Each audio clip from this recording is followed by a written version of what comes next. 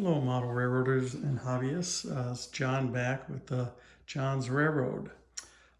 This is kind of a final on this one. This is a 3D printed F7 locomotive. If you've been following me, you would see that I started this probably, I don't know, 4 weeks ago, 3 weeks ago, something like that. And I've got it all together now. Pretty much every piece except the couplers, but I do have them all made. I'm just having a couple issues trying to decide the height of how I'm going to mount them. So I kind of put it on the back burner for now, but I've got all the accessories mounted on this thing other than glass and things like that. I did make it, but I'm not going to put it in until I actually do decide if I'm going to paint this thing or what I'm going to do with it. And then as you can see, I also did make a little hopper car. It's a 2-bay 55-ton hopper car. Kind of zoom in on this. I've been showing pictures of this online. This is all 3D printed as well. It came out pretty nice and it's pretty accurate to scale. I did a lot of measuring to come up with this plan to get this thing to work. And I used some free downloaded files. This particular one came from the original part came from the same plans guy who I used plans for the F unit, but this particular one has been severely modified. I have dramatically changed this thing. It was a 4-bay hopper. I made it a 2-bay hopper. I did not use the trucks he had. These are a combination of my own doing that I made from some other trucks that I've modified to fit this. And then the wheels, of course, the wheels were very simple. I did make those myself. And I'm using some pretty basic hitches, the couplers, but they're easy ones. And this thing will probably at some point just sit on my table or a shelf all connected like this. I'm actually gonna make one more little not coal car, a taconite car, because I kind of like those, so it'll be even shorter yet. And that's probably all I'm going to make for this size train, being it can never run anyways, or it won't, I should say. And I'm going to make some track. But I think what I'm going to try and do is the track itself, I'm going to probably try to use some G-scale. I'm going to cut it with my table saw down the middle and widen it. Because to try and print out 5 feet of track for this thing would take a lot of hours on this 3D printer, and I'm just not going to burn it up that way. I've got a ton of G-scale track. And the track needs to be about a 1/2 inch wider. So I'm going to actually ruin a couple pieces trying to make this happen. But that's all right. It's just, it's going to look nice sitting on the shelf. And it's very nicely put together. And just so you know now from the last video, this thing is all glued together now. The seams are minimal now. Everything is tacked together, and it's not tacked together real strong. I could get it apart if I needed to. When I decide if I'm going to paint it or not, I might just leave it as kind of my mock-up demo to show people what I've done with 3D printing. It's come out quite nice. It's a pretty neat looking locomotive. And it would be neat to actually power it and run it, but I'd have to make a sick amount of track to do all this. And I don't know that I feel like doing all that. So, yeah, I need a couple other little things to make it really authentically perfect, but it's all right. I think it looks good the way it is. And like I said, I made it for the scale of my semis back, like the ones I got back on the wall back there.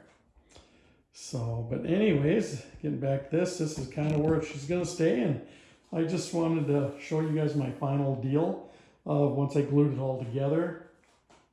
And just a note, the body is glued very solid, all the sections. It'd be pretty tough to get those apart, but all the accessories on the outside of the body are glued with white glue. So, okay, so then other than that, there's no real other plans. This is it. This is what you see is what it's going to be. And other than adding one of my taconite cars, I am going to, on this hopper, I am going to put a Chicago Northwestern logo and some lettering and stuff like that on there, because I have one very similar to that in a little bit darker gray, but it's okay. I'm just going to use it the way it is. I did use darker gray filament when I made this one, and it came out really nice. I've been showing videos of it. Now you will notice I had one other one where I had it cut in half. That one I did not finish because scaling wasn't quite exactly what I wanted it to be. So that one I'm just using now, the hopper bed, as a tool holder. So worked good for that. I just put some pads underneath it, and it's now just holds a little assortment of tools for me. So anyways, if you guys have any questions, let me know. And in my description, I will put the link again to this locomotive and that hopper. But like I say, keep in mind the hopper was double the length, and it had different trucks. I don't think it even had wheels originally. These wheels I made, they're just made out of a file. It's super easy to make stuff like that. And these trucks came from another file that I'd found when I started my very first print for my future wall hanging of a boxcar. So, but yeah, it came out really good. I'm really happy with everything I got here, and I think I really accomplished quite a feat doing it. And it's something that I think someone could be proud of to set on their wall. One guy's already asked me if I'd sell something like this, and I wouldn't even know how to price something like this. It's about 37 hours of printing. The hopper is probably about 16 hours of printing with all the little pieces and everything like that. So it's hard to do, and then not to mention all my hours of manipulating files and stuff like that. You know, if I would sell a printed one, you know, it would probably be several $100s for sure. So, but anyways, that's kind of if something anyone ever thought of. So I was kind of shocked someone actually asked me that, but that's all right. So, because I would ask something like that myself, because I kind of like having neat, unique things like that. So, and then of course I'll be back to doing just some of my regular ships. This is one of my basic ones I did, and again, you guys have all seen these. These are my little girder bridges I've made, and my assortment of buildings, stuff like that. I've got tons of the buildings, and the buildings I will sell. If people want to buy buildings, I will sell those. They're fast to make, and there's not much to them. So anyways, that's all I got. I know I said that already, but I just wanted to really make sure I cover it all, because this is the last video on this thing, at least for any time in the near future. It'll probably just go back to, I'm going to go back to start working on some other things for my train layout. I'm going to be making doing some custom buildings and stuff like that, testing out some things, a lot of neat kind of bridges and stuff like that. Because one thing about the 3D print, that is one of the best things you can do, is make lots of bridges, cool bridges, tunnels, portals, rock walls, rocks. I mean, there's so many neat things you can make with a 3D printer that way. So, and my advice, if anyone's ever going to get into it, is don't expect miracles right away, and practice, practice, practice, because I have struggled even to make this hopper.